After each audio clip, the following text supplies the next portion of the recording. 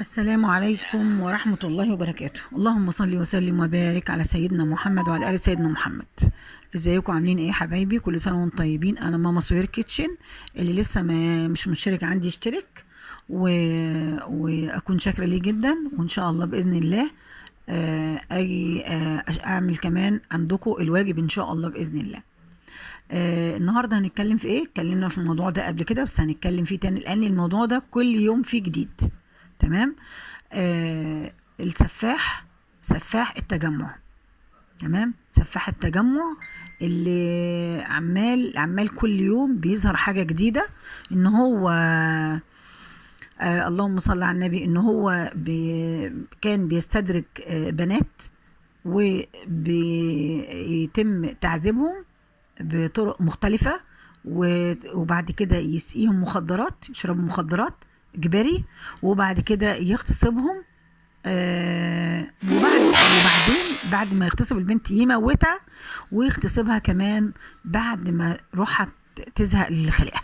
سبحان الله.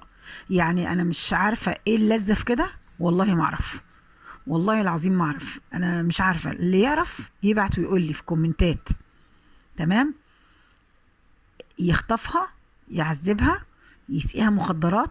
نسيت اقول لكم على حته العذاب. يعذبها الاول، هو انسان سادي بيحب يشوف البني ادم قدامه بيتعذب، انسان سادي. يعذبها، يبتدي بعد ما يعذبها يضربها وكده، تخضع للي هو يطلبه منها بقى. تشرب مخدرات، شربت مخدرات، يغتصبها، اغتصابها، يموتها، يخنقها، يموتها، بعد كده يمارس معاها الرذيلة تاني. وده معرفش ليه، ده حاجة غريبة. طيب هل ده اتنشأ كده كده على طول؟ كل شوية بيكتشفوا حاجة جديدة، ان هو اصلا كان عايش في امريكا، هو مصري الجنسية اصلا، وكان عايش في امريكا، وراح امريكا واتطرد تقريبا من امريكا او هرب من امريكا بسبب ان هو اغتصب برضو مرتين هناك في امريكا. وهو طبعا هناك القوانين الامريكا صارمه جدا، واللي بيغتصب بنت على غير رغبتها حتى تقريبا، يعني مش عارفه ده على حد علمي، يعني حتى اللي بيغتصب زوجته على غير رغبتها برضو ايه بيتحبس، وبقى فيه يعني اجراء جنائي ناحيته يعني. تمام. ده بقى هنا كل يوم نكتشف في حاجه جديده، ان هو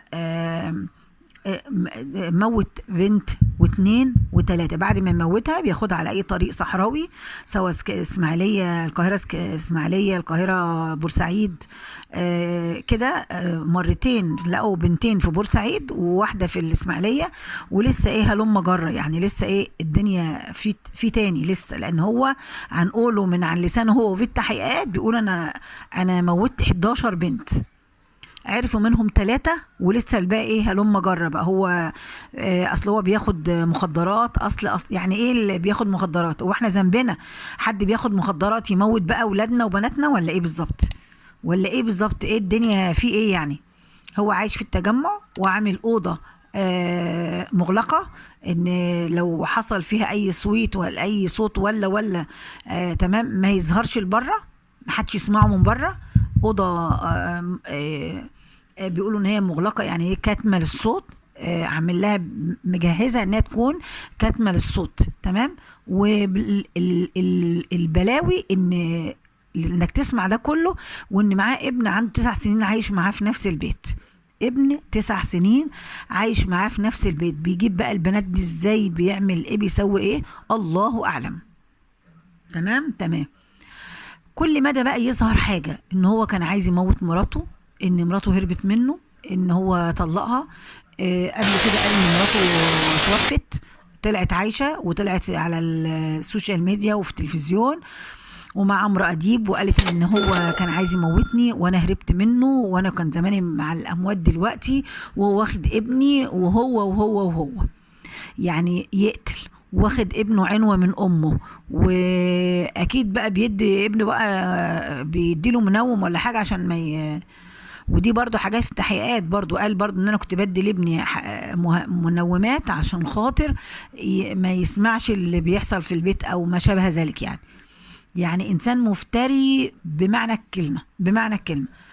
سمعنا بعد كده الانيل مش عايزه اقول بس كلام مش حلو يعني. الانيل والاوسخ ان هو آه اغتصب كلبه. معرفش بقى، كلبه كان مربيها. الكلبه دي كانت عايشه عنده بقالها 13 سنه. عمل معاها علاقه وبعد كده خنق الكلبه دي وقطع جسمها وعباها في كيس ورماها. انا مش عارفه جايب الساديه دي منين. انسان سادي، انسان قذر، انسان مش عارفه اقول والله، ما لاقيه كلام منيل بست دي لا اقوله عليه. طبعا كل يوم بيكتشفوا ان هو استغلالي جدا، انسان بيوصل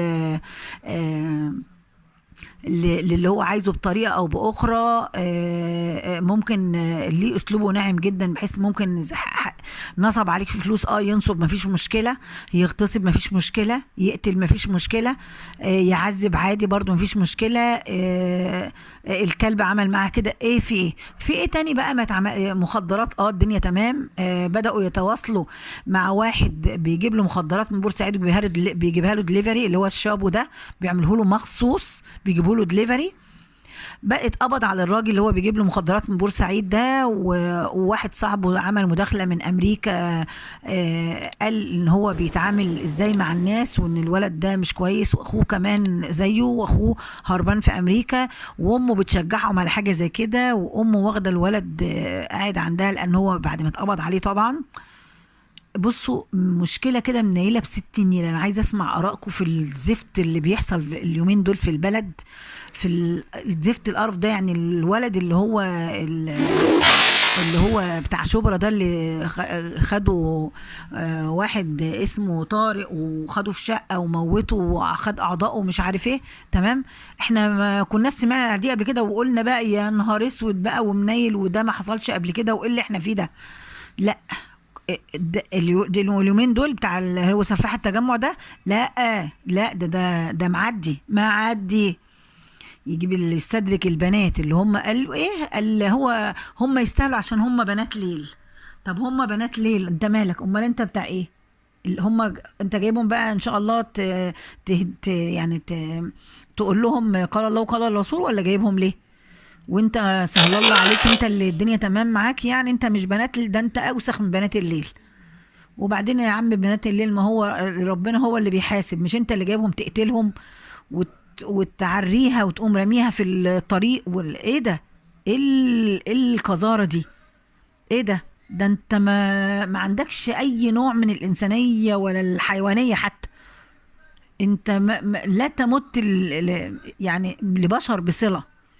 ده انت والله العظيم الحيوان بيحس عنك. يعني لو قلت لك حيوان يبقى ظلمت الحيوان، لو قلت لك انت كلب يبقى ظلمت الكلب. احسن منك الكلب، احسن منك.